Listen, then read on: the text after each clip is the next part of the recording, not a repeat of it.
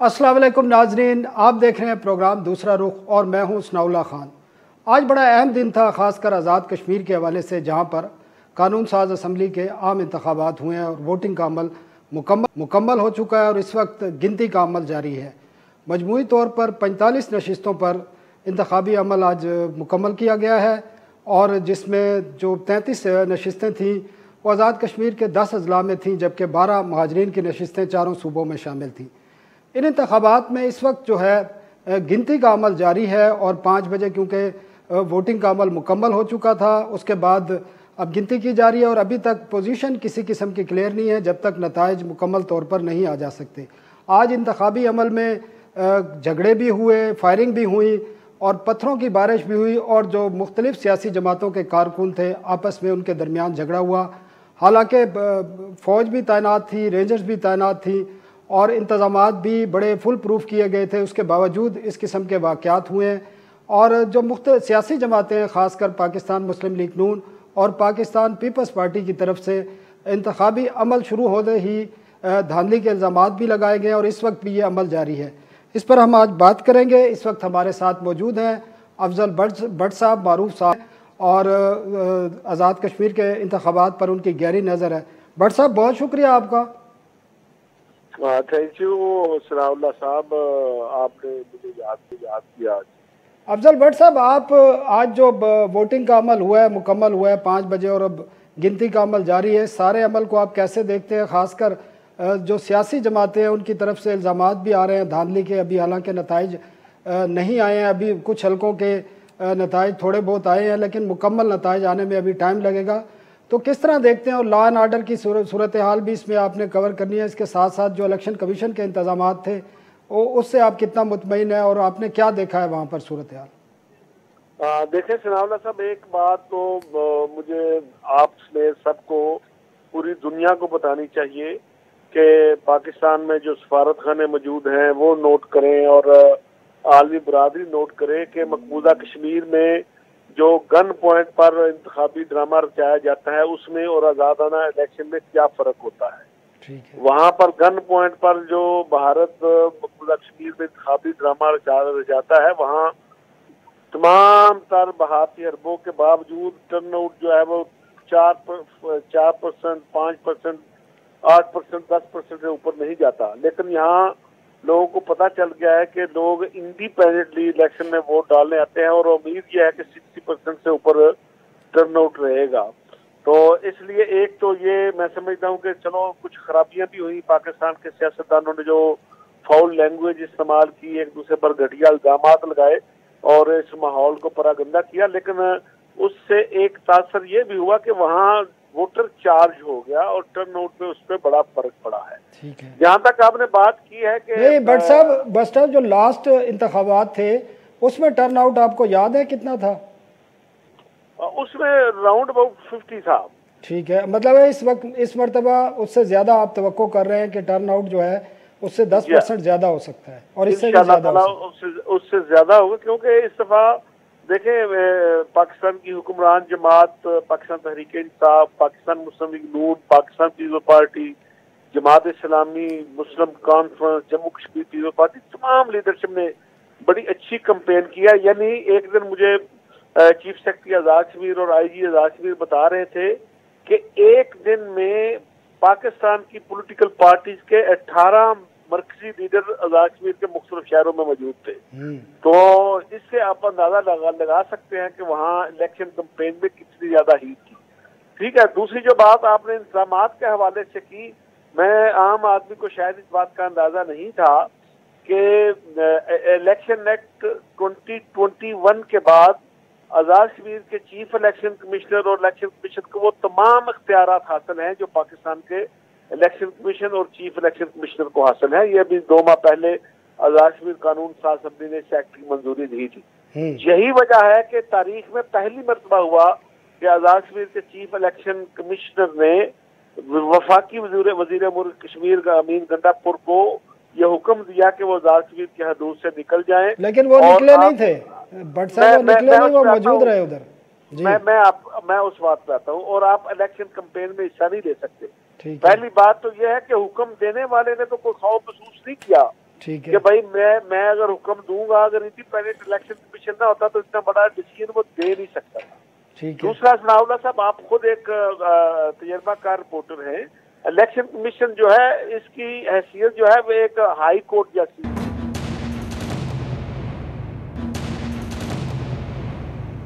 Welcome back नाजरीन। हमारे साथ मुजफ्फराबाद से नवीद सदीकी मौजूद हैं, जो हमारे नुमाइंदा हैं और गुज़श्ता 2-3 रोज़ से वो इस इंतखाबी अमल को देख रहे हैं, रिपोर्टिंग कर रहे हैं। नवीद, वेलकम, हमारे शो में आपको वेलकम करते हैं। नवीद, ये बताएं, आप सारा दिन आज वोटिंग अमल को देखते रहे हैं और इस वक्त गिनती जारी है, कुछ वाक़यात भी हुए हैं और सियासी जमातों की तरफ से इल्ज़ामात की भी इस वक्त भरमार है, धांधली के। तो आपने क्या देखा इस पूरे अमल के दौरान?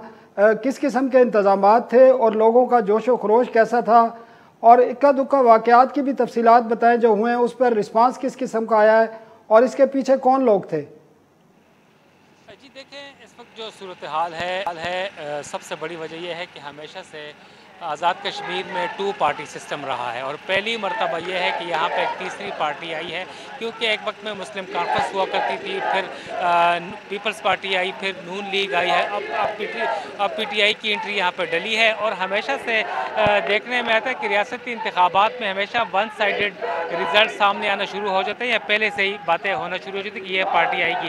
कहो कि पीटीआई विफाक में है और उनकी यहाँ पर एंट्री हुई है और काफ़ी उम्मीदवार भी है और काफ़ी उनका था एक ज़ोर और शोर कि यहाँ पे आएंगे।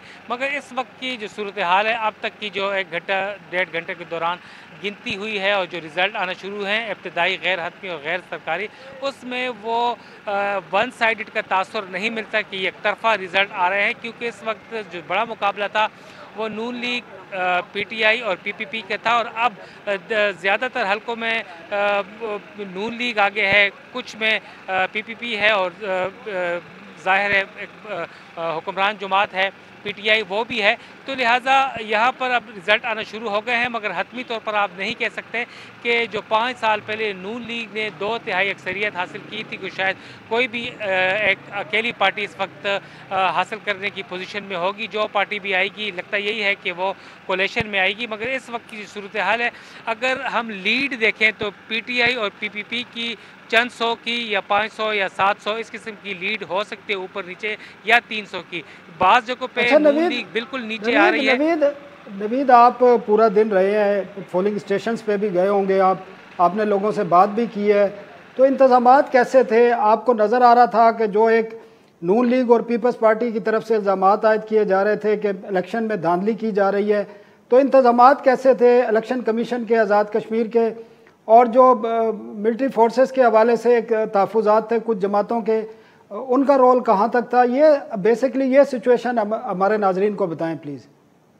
सबसे पहले सराउल्लाह साहब, मैं मिलिट्री की बात करूंगा कि काफ़ी पहले भी हर जगह पर तनकीद की जाती थी कि फ़ौज नहीं होनी चाहिए, मगर देखें आखिरी दिनों में यहाँ पर फ़ौज बुलाई गई है आर्टिकल 245 के तहत, और इलेक्शन कमीशन ने यह वाज़े कर दिया था कि जितने भी मिलिट्री ट्रूप्स होंगे 6 से 7 हज़ार यहाँ पर फ़ौजी जवान और अफसरान तैनात किए गए थे पूरी वादी में। मगर उनका सिर्फ QRF यानी क्विक रिस्पांस फोर्स के तौर पे किसी वक्त भी 3 से 5 मिनट के दौरान वो किसी भी नाखुशगवार सूरत हाल से निपटने के लिए, लॉ एंड ऑर्डर को मेंटेन करने के लिए वो क्विक रिस्पांस फोर्स एक्ट करेगी। तो हमने देखा है कि वो काफ़ी दूर पोलिंग स्टेशन और से काफ़ी दूर रही हैं और दूर खड़े रहे हैं कि कोई भी ऐसा वाक़या खुदा न खास्ता हो तो वो वहाँ पर जाएँ। अंदर फ़ौज तैनात नहीं थी, अंदर पुलिस खैबर पख्तूनख्वा से और दीगर इलाकों से बुलाई गई थी, FC बुलाई गई थी, वो अंदर और बाहर पोलिंग स्टेशन के वो तैनात थे, बल्कि ज़्यादातर वो बाहरी तैनात थे कि अंदर जिसके पास शनाख्ती कार्ड होगा उसे अंदर जाने दिया जाता था। इसके अलावा सिक्योरिटी के इंतज़ामात बहुत अच्छे रहे हैं। मैं मुजफ्फराबाद में 6-7 हलकों में घूमा हूँ, कोटली और रावलाकोट और बाग में कुछ हलकों में कुछ डेथ्स हुई हैं, कुछ ज़ख्मी हुए हैं, झगड़े हुए हैं, मगर पुलिस की जानिब से और इलेक्शन कमीशन की जानिब से इंतज़ामात अच्छे आए हैं और ऐसे कोई बड़े धांधली के इल्ज़ामात सामने नहीं आए। इक्का दुक्का शायद हुए होंगे, मगर वाशगाफ अल्फाज में या किसी बड़े लीडरान की जानिब से धांधली के इल्ज़ाम अभी तक आयद नहीं किए गए। अच्छे अंदाज में 33 हलकों में ये पोलिंग हुई है। 33 हलके जो रियासत के अंदर हैं वादी के, और 12 जो है मुहाजिरीन के लिए हैं। 32 लाख से ज़ायद यहाँ पर वोटर्स थे, 708 उम्मीदवार थे। तो लिहाजा काफ़ी अच्छे अंदाज में अगर देखा जाए तो हम पाकिस्तान के दीगर जो हलकों में देखते हैं कि हल्ला गुल्ला होता है, काफ़ी लड़ाई झगड़े मुख्तलिफ हो, तो यहाँ पर अगर देखा जाए तो वो आटे में नमक के बराबर है।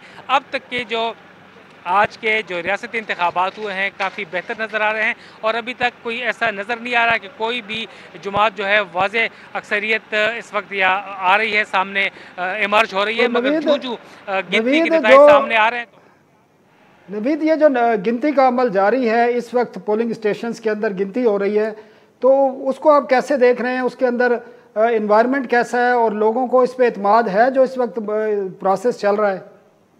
जी देखिए, 8 से 10 पोलिंग स्टेशन में हम मौजूद रहे हैं। वहाँ हमारे सामने बैलेट बॉक्सेस खोले गए हैं, काउंटिंग की गई है, और वहाँ पर तमाम जमातों के मुस्लिम कॉन्फ्रेंस है, PTI है, नून लीग है, PPP है समेत दीगर जो जमातें हैं उनके पोलिंग एजेंट्स बैठे थे, और बड़े अच्छे माहौल में सब एक जगह पे बैठ के उन्होंने उस फॉर्म पे दस्तखत किए हैं। काउंटिंग वाले जो प्रिजाइडिंग ऑफिसर देता है, उसके बाद फिर वो इलेक्शन कमीशन भिजवाए गए हैं पुलिस की सिक्योरिटी में। तो इस वक्त की जो सूरत हाल में देखा जा सकता है कि न सिर्फ उम्मीदवार बल्कि जो एजेंट्स वगैरह हैं और दीगर लोग हैं वो इस वक्त बज़ाहिर मुतमईन नज़र आ रहे हैं। तो जूँ वक्त गुजरता जाएगा, माहौल चार्ज होता जाएगा, तो उम्मीदवार भी और जो वोटर्स होते हैं, सपोर्टर्स होते हैं, वो समटाइम्स अपना टेम्पर लूज कर जाते हैं क्योंकि हार की वजह से। तो उसके बाद ही फिर देखेंगे कि लड़ाई झगड़ा भी होते हैं। और इंतखाबी ये जो काउंटिंग का अमल है, ये कब तक तवक्को की जा रही है ये मुकम्मल होगा और लोगों को नताइज से आगाह किया जा सकेगा? जी, अगर शहरी इलाकों की बात की जाए तो शहरी इलाकों में तो जल्दी नताइज मौसूल हो जाते हैं। यहाँ पे ज़ाहिर है आज़ाद कश्मीर एक पहाड़ी इलाका है और दूर दराज इलाकों में भी पोलिंग स्टेशन है और पोलिंग बूथ वगैरह बनाए गए हैं। तो वहाँ से रिज़ल्ट काउंटिंग तो जल्दी हो जाती है, मगर रिज़ल्ट कंपाइल करके फिर मुख्तलिफ अपने ज़िले हेडकोार्टर्स तक पहुँचाना, उसमें टाइम लग सकता है। उसके लिए ज़ाहिर है पुलिस और FC की नफरी उनके हमरा होती है, और फिर ज़िले हेडकोार्टर्स ले जाया जाता है। और फिर इलेक्शन, क्योंकि तमाम डिस्ट्रिक्ट में ज़िले मॉनिटरिंग का जो कमेटियाँ भी हैं, इलेक्शन कमीशन के ऑफिस भी हैं, और मुजफ्फराबाद में मरकजी दफ्तर हैं। ठीक है, ठीक है नवीद, 12 से 1 बजे तक का टाइम नवीद, नवीद हम एक वक्फा लेते हैं, वक्फे के बाद आपसे फिर गुफ्तगू करेंगे, आप मौजूद रहिए। नाज़रीन, एक वक्फा लेते हैं और वक्फे के बाद आज़ाद कश्मीर कानून साज असम्बली के इंतखाबात पर जो बातचीत का सिलसिला है वो जारी रखा जाएगा।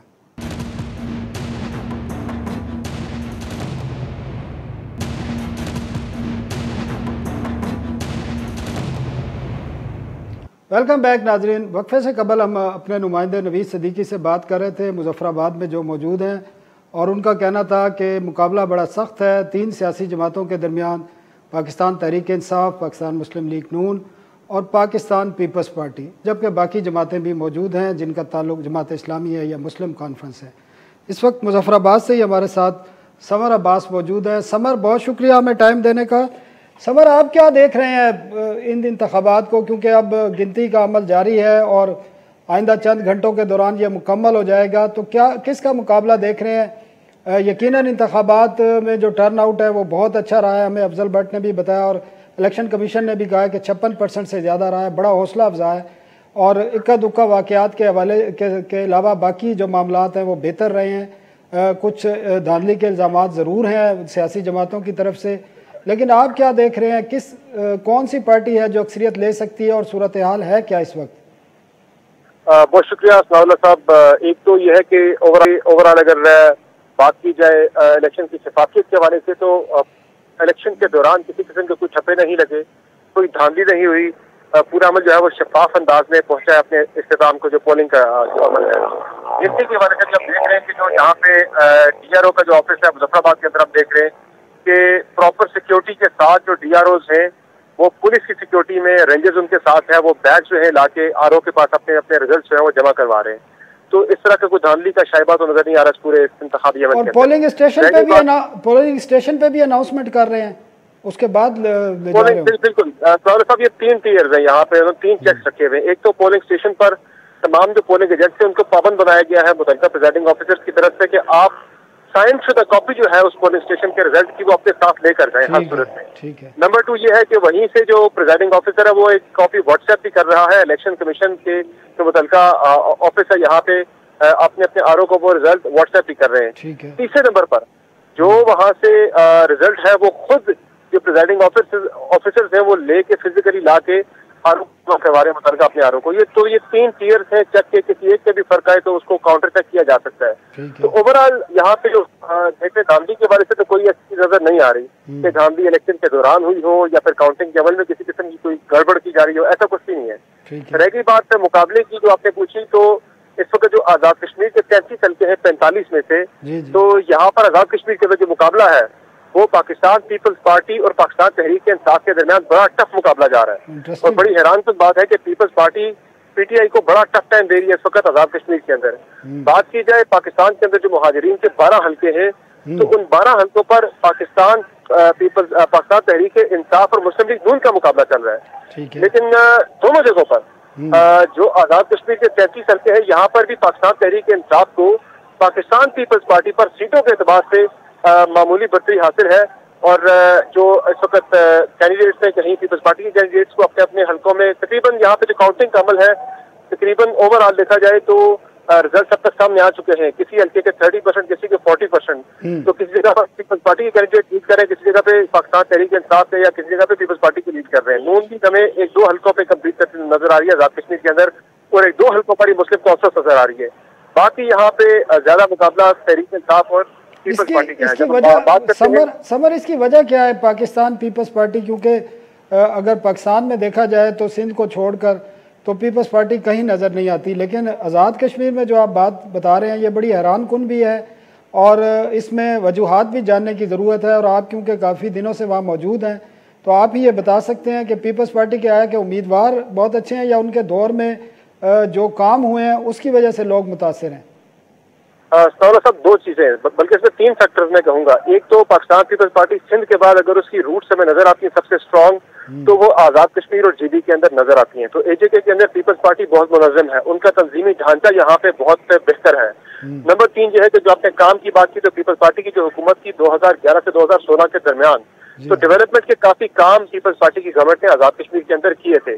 तो रूट्स जो है पीपल्स पार्टी की काफी स्ट्रांग है। सिंध के बाद ज्यादा नजरियाती वोट उनका में मिलता है तो वो एजेके के अंदर मिलता है। तो इलेक्टेबल्स भी ज्यादा तगड़े जो है वो पीपल्स पार्टी के पास मौजूद है इस वक्त, तो मेजोरिटी हल्कों पे। तो यही वजह है कि पीपल्स पार्टी, तीसरा जो एक चौथा फैक्टर है वो ये है कि पाकिस्तान तहरीक इंसाफ को इनकम्बेंसी फैक्टर जो उनकी सेंटर में गवर्नमेंट है महंगाई की वजह से वो थोड़ा एजेके के अंदर इफेक्ट कर रहा है। दूसरा जो नून लीग है उसे इनकम्बेंसी फैक्टर, नून लीग पिछले 5 साल आजाद कश्मीर के अंदर गवर्नमेंट में थी तो उन्हें यहाँ पे एजेके के अंदर जो इनकम्बेंसी फैक्टर है वो थोड़ा सा इफेक्ट कर रहा है। तो पीपल्स पार्टी ना एजेके के अंदर गवर्नमेंट में है पिछले 5 साल से और ना ही सेंटर के अंदर गवर्नमेंट में पिछले 8 साल से, तो इसलिए पीपल्स पार्टी को यहाँ पे थोड़ा सा फायदा इस चीज का मिल रहा है। एक बात बताएं, क्योंकि काफी ट्रेंड अब सामने आ रहे हैं, तो आप क्या समझते हैं, कोई क्लियर कट किसी को मेजॉरिटी मिलने का चांस है? और अगर नहीं आती, मिक्स आता है रिजल्ट, तो फिर कौन सी पार्टियां हैं जो इत्तेहाद करने के बाद एजेके में अपनी हुकूमत बनाएंगी, जिनका इत्तेहाद मुमकिन है? बड़ा मुश्किल है कि कोई पार्टी यहाँ पे क्लियर मेजोरिटी ले पाए, क्योंकि माजी में तो होता ये रहा है कि जो भी सेंटर की पार्टी है वो आजाद कश्मीर के अंदर बड़ी क्लियर मेजोरिटी लेके अपनी गवर्नमेंट कायम कर लिया करती थी। लेकिन इस इलेक्शन में कोई सूरत हाल बहुत ज्यादा वाजे नहीं है। एक तो ज़ाहिर अवेयरनेस भी है, बाकी चीजें भी है, तो सेंटर की तरफ से उस तरह से मुदाखलत नहीं की जा सकी जिस तरह से की जाती थी।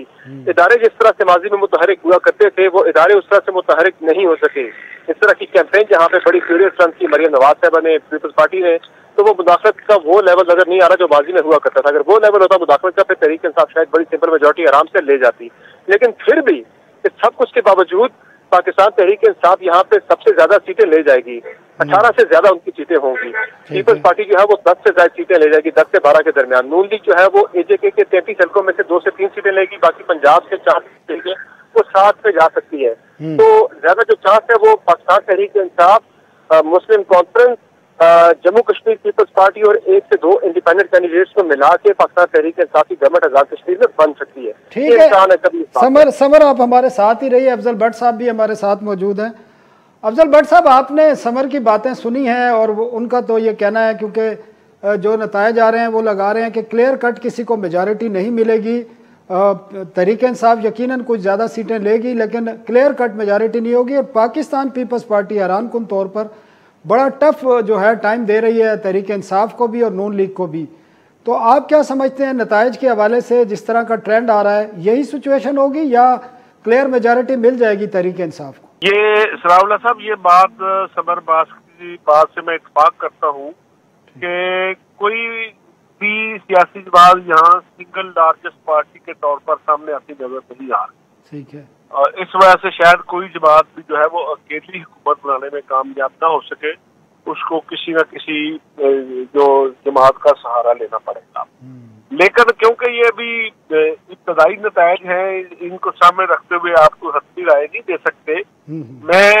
मेरा अपना ख्याल ये है कि आजाद कश्मीर के 15 ऐसे हलके हैं, इंतखाबी हलके जी, जहाँ नेक टू नेक फाइट है कि 500 से 1000 के दरमियान नून लीग का कैंडिडेट जीत सकता है। अच्छा। पाकिस्तान तहरीक इंसाफ का कैंडिडेट जीत सकता है। ये जो 15 ऐसे हलके हैं, इनमें पीपल पार्टी कम है। पीपल पार्टी जिन नशिस्तों पे वाज़ेह तौर पर जीत रही है, वहाँ उनका ऑलमोस्ट सबको ही पता था कि कम से कम इस वक्त की पोजीशन में। भट्ट साहब हमें अफजल भट्ट साहब एक ब्रेक का टाइम हो गया। ब्रेक के बाद आपसे इसी मौजू पर गुफ्तगू का सिलसिला जारी रखेंगे। एक ब्रेक नाज़रीन।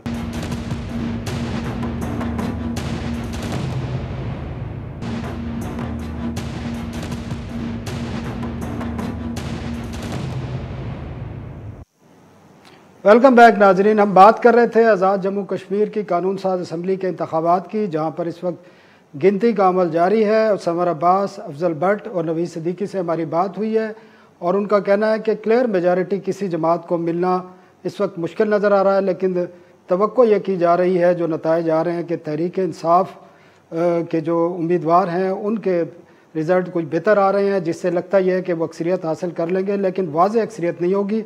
अफजल भट्ट साहब हमारे साथ मौजूद हैं। अफजल भट्ट साहब, आप बात कर रहे थे नताइज के हवाले से कि नताइज क्या होंगे और इसके आज़ाद कश्मीर और कश्मीर की जो हमारी एक जद्दोजहद है उस पर क्या असरात मुरतब होंगे, इस पर भी हम आपसे जानना चाहते हैं। देखिए सनाउल्लाह साहब, मैं ये बात कर रहा था कि ये अभी इब्तदाई रिजल्ट हैं, जिससे इसको भी सामने रख के आप आज़ाद कश्मीर की 33 जो नशिस्तें हैं उनके ट्रेंड का अंदाजा नहीं लगा सकते। ठीक है। क्योंकि यहाँ कम अज कम 15 हलके ऐसे हैं जहां नेक टू नेक फाइट है। वो सीट पीटीआई भी जीत सकती है, नून लीग भी जीत सकती है, पीपल पार्टी जीत सकती है, इवन देन 2-3 सीटें मुस्लिम कॉन्फ्रेंस जीत सकती है, 1-2 seat Jammu Kashmir people party जीत सकती है। ठीक है। तो जब तक ये 15 हलके क्लियर नहीं होते उस वक्त तक हम कुछ कह नहीं सकते कि किस जमात की क्या पोजीशन होगी।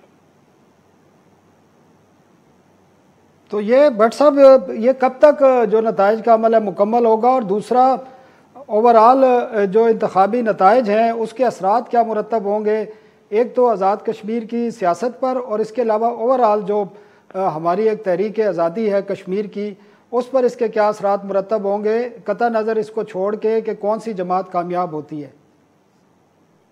देखिए, इस इलेक्शन के हवाले से मुझे जो बात खतरनाक नजर आ रही है वो पाकिस्तान की सूरत हाल है। ठीक है। क्योंकि पाकिस्तान के अगर आप तारीख को देखें सनाउल्लाह, एक स्टूडेंट की सीरीज से, तो पाकिस्तान में पोस्ट इलेक्शन सिनेरियो बहुत बुरा रहा है भाई साहब।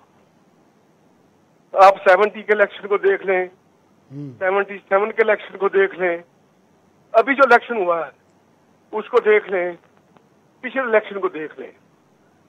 मुझे लगता यह है कि अपोजिशन इस बात की तैयारी कर रही है कि वो इस इलेक्शन को बुनियाद बनाकर एहतजाजी तहरीक में जाएगी। ठीक है भट्ट साहब, आपसे हम बहुत शुक्रिया, आपने हमें टाइम दिया। हमने इस्लामाबाद में भी जो महाजरीन के हलकों में इंतखाब हो रहे हैं उस पर भी अपडेट लेना है। जावेद हुसैन हमारे साथ, हमारे नुमाइंदा मौजूद हैं।